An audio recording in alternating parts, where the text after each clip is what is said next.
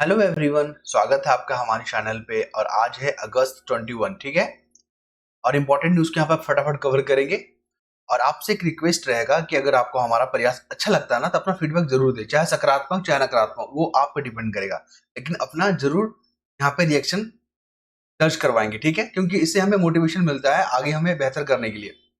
और ये जो पीडीएफ देख रहे हैं ना, इसको हम अपने टेलीग्राम चैनल पे सेंड कर देते हैं। इसका ओरिजिनल जो पेपर होता है वो, और हमने जो इसको पीडीएफ में कन्वर्ट किया है वो, ठीक है।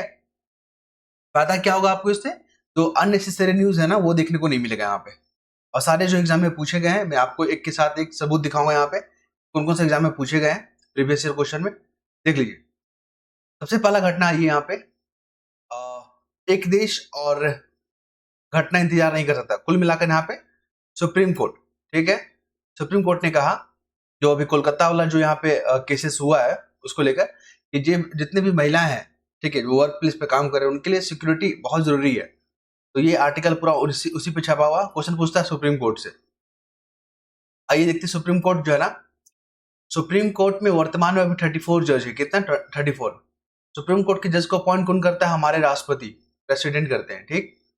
इनको अगर हटाना होगा ना, तो संसद की भूमिका बढ़ जाती है। इसमें संसद की भूमिका बढ़ती है, ठीक है, अगर इनको हटाना है पद से। अगर मान लीजिए जज को अपने मन से अगर हटना है, इस्तीफा देना है, रेजिग्नेशन लेटर देना है, तो प्रेसिडेंट को देंगे, वो राष्ट्रपति जी को, ठीक है, याद रखेंगे। मान लीजिए देश में 360 अगर लागू हो गया आर्टिकल, तो यहाँ पे राष्ट्रपति को छोड़ के बाकी जितने भी अधिकारी हैं, सुप्रीम कोर्ट के जज हो गए, हाई कोर्ट के जज हो गए, सारे की सैलरी कट हो सकते हैं। कॉलेजियम सिस्टम का नाम आपने सुना ही होगा। ये वही सिस्टम है जिससे नाम का सिफारिश किया जाता है कि हाँ, यही जो है जज बनेंगे सुप्रीम कोर्ट के, ठीक है। कॉलेजियम सिस्टम, हाई कोर्ट और सुप्रीम कोर्ट दोनों का। फिर देख लीजिए यहाँ पे, मान लीजिए सुप्रीम कोर्ट के जजों की संख्या का बढ़ाना है, ये पावर किसको दिया गया है? संसद को दिया गया है, ठीक। आपने एक देखा होगा जनहित याचिका, पीआईएल, पब्लिक इंटरेस्ट लिटिगेशन। ये भी जो है ना, पीआईएल के तहत आप हाईकोर्ट और सुप्रीम कोर्ट में मामला को दर्ज करवा सकते हैं सार्वजनिक मुद्दे को लेकर। ये हो गया। और इसमें कुछ खास बात फिलहाल तो मुझे इतना ही दिख रहा है। हाँ, हमारा जो फंडामेंटल राइट है ना, उसकी प्रोटेक्ट करने के लिए जो संविधान ने सुप्रीम कोर्ट को पावर दिया है आर्टिकल 32 के तहत, ठीक है। 5 प्रकार के रीट जारी करता है सुप्रीम कोर्ट हमारे फंडामेंटल राइट को प्रोटेक्ट करने के लिए। इसको भी याद रखेंगे। हमारा जो कॉन्स्टिट्यूशन है ना, उसका जो विवेचना करने का जो पावर है, उस हमारे सुप्रीम कोर्ट को दिया गया है। जितना भी मैंने फैक्ट को बात किया ना, ये सारे क्वेश्चन आपके एग्जाम में जो है भर भर के पूछे गए हैं, ठीक है। एक भी ऐसा पॉइंट नहीं है जो कि एग्जाम में नहीं पूछा गया है, तो आप इसको ध्यान रखिएगा। फिर आ जाइए यहाँ पे, विलंबित प्रवेश प्रक्रिया के जरिए भर्ती योजना सरकार ने रद्द की। आपको पता ना, लेटरल एंट्री, हम लोग 3-4 दिन से इसके बारे में डिस्कस कर रहे थे। लेटरल एंट्री को लेकर विपक्ष में क्वेश्चन मेंस में यहाँ से पूछेगा आपसे कि इसके विपक्ष में जो है, इसको जो रद्द करने के पीछे क्या कारण दिया गया है? तो रद्द करने के पीछे कारण दिया गया आरक्षण। सबसे पहला क्या है? आरक्षण। अब बताइए, हमारा देश है डेमोक्रेसी, और यहाँ पे जितने भी नागरिक हैं उनको समान अवसर मिलना चाहिए ना। जो सामाजिक और आर्थिक रूप से जो पिछड़े हैं, जो एसटी, एससी, ओबीसी जो कम्युनिटी के लोग हैं, क्या उनको उनको अधिकार नहीं है समान अवसर का, है ना? इसलिए तो आरक्षण का प्रावधान किया गया। जो उनके साथ सालों सालों जो वहां पे ज्यादती हुआ है, ठीक है, एससी के साथ, ओबीसी के साथ, ठीक है, एसटी के साथ, तो उनको भी तो शासन प्रशासन में समान अवसर मिलना चाहिए ना। उसी के लिए आरक्षण का प्रावधान किया गया। आरक्षण का प्रावधान हमारे संविधान में आर्टिकल 16 पढ़ लीजिएगा, उसी के बारे में निकलता है आरक्षण को लेकर, ठीक है। और देख लीजिए फिर क्या किया गया लेटरल एंट्री को लेकर। यहाँ पे जो प्रक्रिया को जो रद्द किया गया है, एक तो आरक्षण हो गया, दूसरा हो गया डेमोक्रेसी, डेमोक्रेटिक कंट्री, ठीक है, 2 हो गया। थर्ड क्या हो गया? मान लीजिए इससे जो है आपका भ्रष्टाचार बढ़ सकता है। क्यों? क्योंकि अगर किसी को भी आप डायरेक्ट एंट्री दिलवा सकते हैं, तो मान लीजिए जिनके पास पैसा वगैरह है, ठीक है, वो लोग घुस के माध्यम से या भ्रष्टाचार के माध्यम से प्रवेश कर सकते हैं। ये हो गया। साथ में यहाँ पे और क्या है कुछ खास बात? हाँ, यहाँ पे जो है कुछ खास बात और तो मुझे दिख नहीं रहा है, ठीक है। तो ये आरक्षण सबसे बड़ा मुद्दा था, इसी को लेकर यहाँ पे क्या हुआ कि इससे निलंबित करना पड़ा, ठीक है। ये क्वेश्चन याद रखिए, मेंस में पूछेगा आपसे। पीटी में क्या पूछेगा यहाँ पर देख लीजिए। यूपीएससी आप देख रहे हैं ना, यूनियन पब्लिक सर्विस कमीशन, ये आर्टिकल 315 में इसका जिक्र है। ये कॉन्स्टिट्यूशनल बॉडी है। कौन सा बॉडी है? कॉन्स्टिट्यूशनल बॉडी है, याद रखेंगे इसको। तो 3 फैक्ट जो भी मैंने आपके साथ शेयर किया ना, सारे क्वेश्चन पूछे गए। और सुप्रीम कोर्ट, ये जो यूपीएससी जो है, यूनियन पब्लिक सर्विस कमीशन, उसके जो अध्यक्ष है और उनके जो मेंबर है, उनको अपॉइंटमेंट कौन करते हैं? राष्ट्रपति करते हैं, ठीक है। मान लीजिए उनको हटना होगा तो वो अपना लेटर जो है राष्ट्रपति जी को देके हट सकते हैं। आपको पता नहीं यूपीएससी का भी जो चेयरमैन थे शायद सोनी था, हाँ मनोज सोनी करके कोई थे, अभी नाम है मुझे रिकॉल नहीं हो पा रहा है, उन्होंने इस्तीफा दिया था ना, तो इसलिए यूपीएससी से इस पर क्वेश्चन बनना कंफर्म है, लिख लीजिए, ठीक है। चलिए 2 फैक्ट हो गया, आइए नेक्स्ट बढ़ते हैं हम लोग। अब देखते हैं आपका आरोप संविधान को खत्म कर रही है भाजपा। देखिए इसलिए यहाँ पे कि लेटरल एंट्री को लेकर ही बातचीत चल रहा है कि लेटरल एंट्री में आरक्षण का प्रावधान नहीं किया गया, आरक्षण का प्रावधान नहीं किया गया। जो भी 45 जो पदों पर नियुक्ति निकाला गया था यूपीएससी के तहत, वो डायरेक्ट भर्ती निकाला गया था, उसमें आरक्षण का प्रावधान ही नहीं दिया गया था। ये हमारे देश में पॉसिबल नहीं है। हमारा देश जो संविधान के अनुसार चलता है और आरक्षण का प्रावधान हमारे संविधान में दिया गया है। जब तक समाज में भेदभाव रहेगा, छुआछूत रहेगा, ठीक है, तब तक जो है आरक्षण का प्रावधान रहेगा ही रहेगा, ठीक है। ऐसा हमारे विधिवेता, ऐसे हमारे स्कॉलर लोग कहते हैं, ठीक है। तो यहाँ पे और कुछ खास बात, हाँ संविधान की अगर बात करें, कॉन्स्टिट्यूशन जो हमारा है ना, इससे डायरेक्ट 2-3 फैक्ट पूछ लेता है। संविधान में जो है कितना साल लगा बनने में? तो 2 साल 11 महीना 18 दिन लगा, ये याद रखिएगा। संविधान जो है ना, इसमें कितना शेड्यूल है? 12 शेड्यूल है। कितने भाग इसमें? 22 भाग है। इसमें कितना आपका वो है? आर्टिकल 395 आर्टिकल है, ठीक है। ये फैक्ट याद रखेंगे आप। संविधान के बारे में अगर हम लोग बात करें तो संविधान से ही जो है ना हमारे एग्जीक्यूटिव पावर, जुडिशियल पावर और लेजिस्लेटिव पावर, तीनों को जो यहाँ पे शक्तियां दी गई है। संविधान का प्रोटेक्टर कौन है, संविधान का संरक्षक कौन है? तो हमारा सुप्रीम कोर्ट है, याद रखेंगे, ठीक है। तो ये तमाम फैक्ट जो मैंने डिस्कस किया आपके साथ, ये सारे एग्जाम में पूछे गए हैं। अब आते हैं नेक्स्ट। अभी देख रहे हैं ना, मंकी पॉक्स का मामला बहुत बढ़ रहा है।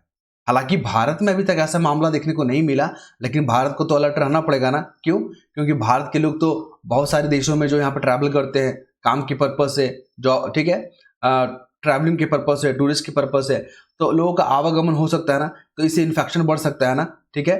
तो यहाँ पे बात करेंगे जैसे कि, और आपको पता ही है पूरी दुनिया में सबसे ज्यादा आबादी किसका है? अपना भारत का। पहले चाइना का हुआ करता था, लेकिन चाइना को हम लोग पछाड़ दिए, ठीक। 140 करोड़ का आबादी है अपने भारत के पास, इसको याद रखिएगा। और पूरा जो लैंड की अगर बात करें ना, लैंड अगर पूरे विश्व में बात करें तो 7th लार्जेस्ट कंट्री है हमारा भारत। तो फैक्ट हो गया, ये सारे क्वेश्चन पूछे गए।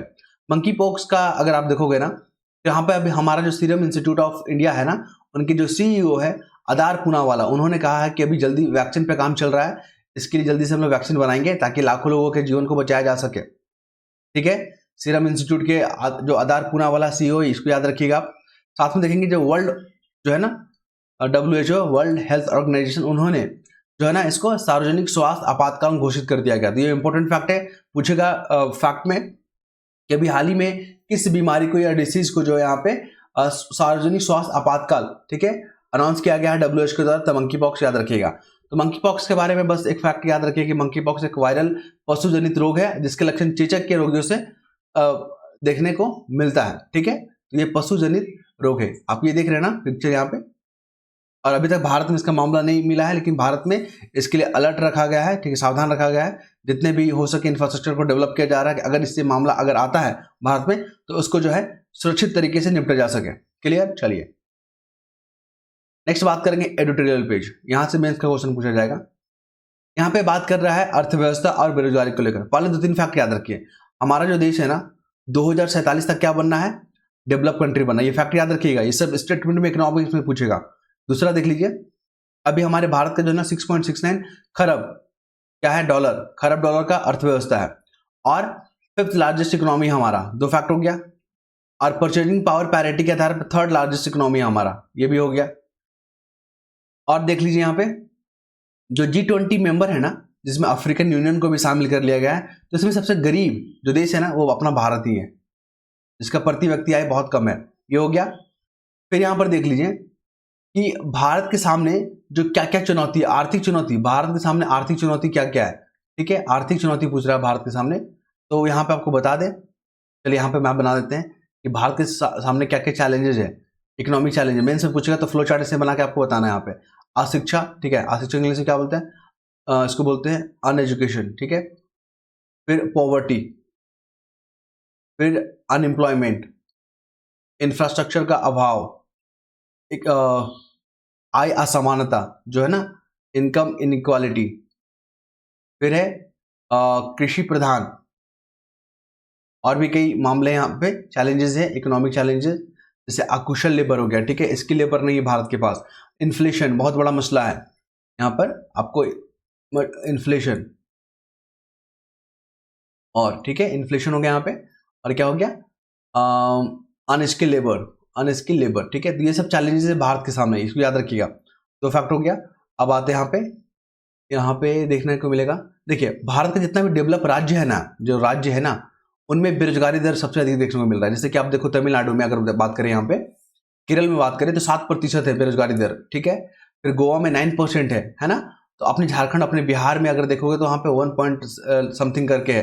तो यहाँ पे ये स्टेटमेंट याद रखिएगा, क्वेश्चन पूछा जाएगा कि ये बताइए कि भारत के जो डेवलप राज्य हैं उनमें ज्यादा बेरोजगारी देखने को मिलता है, तो बिल्कुल सही स्टेटमेंट है ये, इसको याद रखिएगा। फिर यहाँ पे बात करेंगे, दिसंबर 2022 में रिजर्व बैंक ऑफ इंडिया का रिपोर्ट आया था कि भारत में सबसे अधिक बेरोजगारी दर कहाँ है, वो है हरियाणा। हरियाणा में सबसे ज्यादा बेरोजगारी दर है, हरियाणा में, ठीक। और सबसे कम कहाँ पे है, उड़ीसा में। तो ये जो डाटा है आरबीआई का डाटा, इसको याद रखेंगे आप। फिर बात करें यहाँ पे, हाँ, भारत में जो बेरोजगारी दर है ना, वो आंतरिक और वैश्विक घटनाओं से जो यहाँ पे क्या होता है, इफेक्ट होता है, इसको भी याद रखेंगे आप।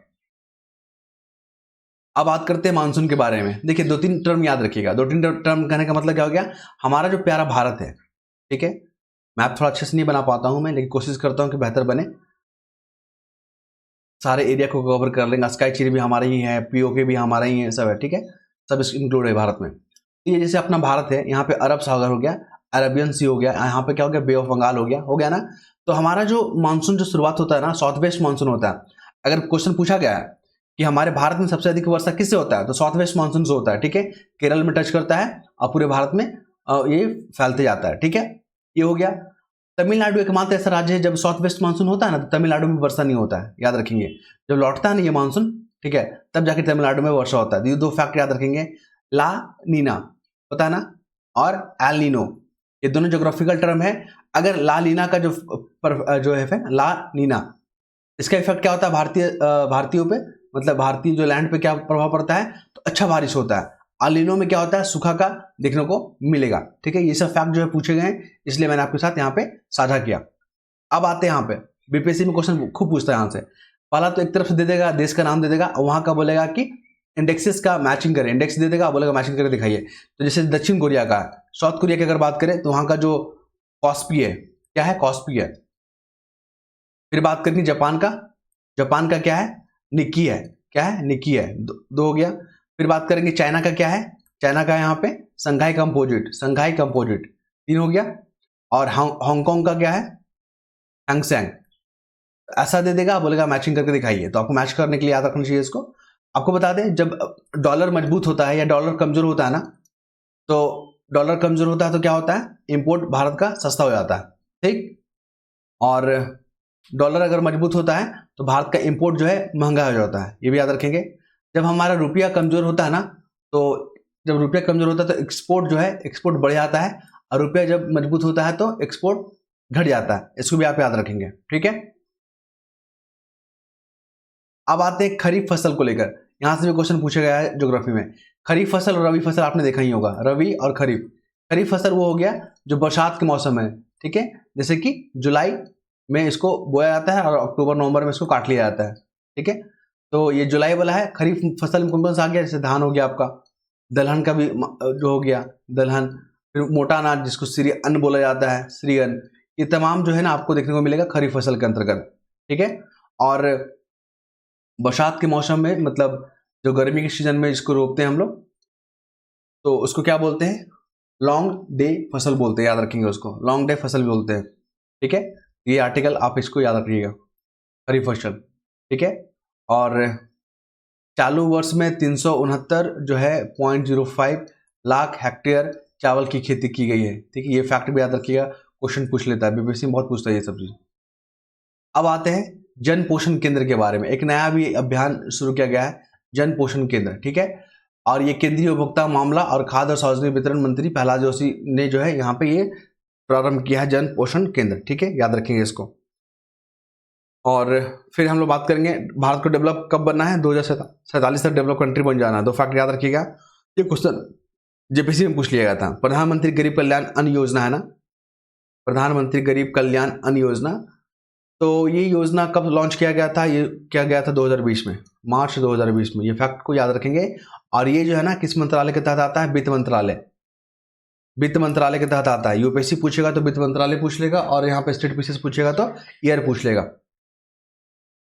फिर यहाँ पे आ जाइए, भारत और मलेशिया को लेकर यहाँ पे द्विपक्षीय संबंध है ना, उसको लेकर यहाँ पे आर्टिकल छपा हुआ है।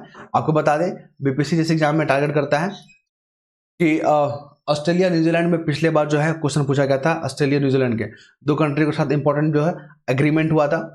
तो इस बार मलेशिया के साथ हुआ है, 8 समझौता हुआ है, जिसमें कि व्यापार को लेकर, निवेश को लेकर, रक्षा को लेकर, इन तमाम मुद्दों पे यहाँ पे बातचीत हुआ है, एग्रीमेंट हुआ है।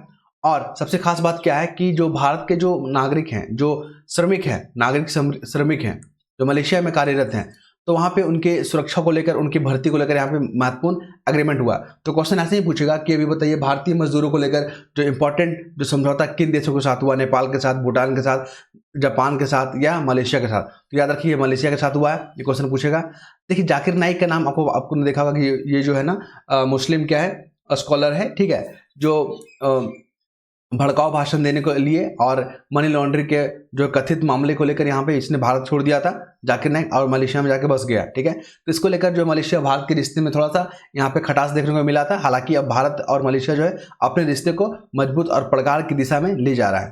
क्लियर है? चलिए, और कुछ खास बात इसमें नहीं। हाँ, भारत और जापान के बीच में अभी जो देख रहे हैं ना, रणनीतिक बातचीत चल रहा है, ठीक है, कॉम्प्रिहेंसिव बातचीत चल रहा है। तो आपको बता दें 2+2 वार्ता क्या होता है। 2+2 जो वार्ता होता है ना, डायलॉग जो होता है ना, यहाँ पे defence minister and foreign minister, ठीक है, दोनों देशों के, मान लीजिए जिस देश के साथ 2+2 वार्ता हो रहा है, जैसे अपना यूएसए के साथ और अपना जापान के साथ भारत जो है 2+2 वार्ता करता है, तो यहाँ पे दोनों देशों के जो है ना डिफेंस मिनिस्टर और फॉरेन मिनिस्टर आएंगे, और भारत के भी दोनों प्रतिनिधि आएंगे। यहाँ पे दोनों आपस में बातचीत करते हैं, ठीक है, याद रखिएगा। और इस बार कहाँ हो रहा है? दिल्ली में हो रहा है, जापान के साथ। इंपॉर्टेंट फैक्ट है, पूछ लेगा। फिर महिला जो T20, ये तो इंपॉर्टेंट मुझे लग रहा है, जो महिला जो है ना वीमेन जो T20 वर्ल्ड कप होने वाला था, वो होने वाला था बांग्लादेश में, ठीक, कहाँ? बांग्लादेश में। और बांग्लादेश की स्थिति आप देख ही रहे हैं, वहां पे तख्ता पलट हो गया, वहां पे सैन्य जो है वहां पे शासन की, अब जो वहां पे जो अंतरिम गवर्नमेंट है यूनुस खान के नेतृत्व में बना है, जो कि नोबेल प्राइज वहां पे इकोनॉमिक्स के क्षेत्र में मिल चुका है, माइक्रो क्रेडिट के क्षेत्र में उन्होंने काम किया था। ये सब फैक्ट याद रखिएगा। सबसे ज्यादा जो बॉन्ड साझा करते हैं हम लोग, इसी के साथ करते हैं। ये क्वेश्चन भी पूछा गया है। 5 राज्यों के साथ है, वेस्ट बंगाल, मेघालय और असम, त्रिपुरा और मिजोरम। ये 5 राज्य के साथ बांग्लादेश के साथ सीमा साझा होता है। तिस्ता नदी जो है ना, उसी के साथ हमारा विवाद भी है। और बांग्लादेश में जो हमारे जो सिक्योरिटी फोर्स है ना, बीएसएफ रहते हैं, बीएसएफ बॉर्डर सिक्योरिटी फोर्स, याद रखिएगा। ये तमाम फैक्ट है। अब जो है जो बांग्लादेश में होने वाला था T20 वर्ल्ड कप, अब कहाँ होगा? यूएई में। पिछले बार यूएई से क्वेश्चन पूछा गया है बीपीएससी में, आपको बता दें। यूएई का जो इंपॉर्टेंट शहर है ना, याद रखिएगा, जैसे भी कहाँ होगा? दुबई में होगा। ये जो T20 जो वर्ल्ड कप होगा दुबई में होगा और शारजाह में होगा, शारजाह, ठीक है, ये याद रखिएगा, इंपॉर्टेंट फैक्ट है। इसके बाद ये क्वेश्चन है आपके लिए, जो प्रैक्टिस क्वेश्चन है यहाँ पे, बुलेट प्रूफ जो जैकेट बनाने के लिए जो उपयोग होने वाला जो फाइबर है वो कौन सा है? नायलॉन, टेरेलिन, ट्वीड या केवलर? बहुत बार क्वेश्चन पूछा गया, पिछले बार ही पूछा गया था ये इस एग्जाम में, ठीक है। तो मैंने इस क्वेश्चन को आपके लिए दिया है, आप लोग कमेंट करके बताइएगा। इंग्लिश में पढ़ देता हूँ क्वेश्चन को। What is the fibre use to make bulletproof jacket? तो बुलेट प्रूफ जैकेट बनाने के लिए कौन सा फाइबर का यूज होता है? नायलॉन, टेरेलिन, ट्वीड और या केवलर, ठीक है। आपको जवाब हमारे कमेंट बॉक्स में दीजिएगा, और आपसे रिक्वेस्ट है अपना फीडबैक जरूर दीजिएगा, क्योंकि आपका फीडबैक ही हमें जो है आगे बनाए रखेगा आपके साथ, ठीक है। धन्यवाद।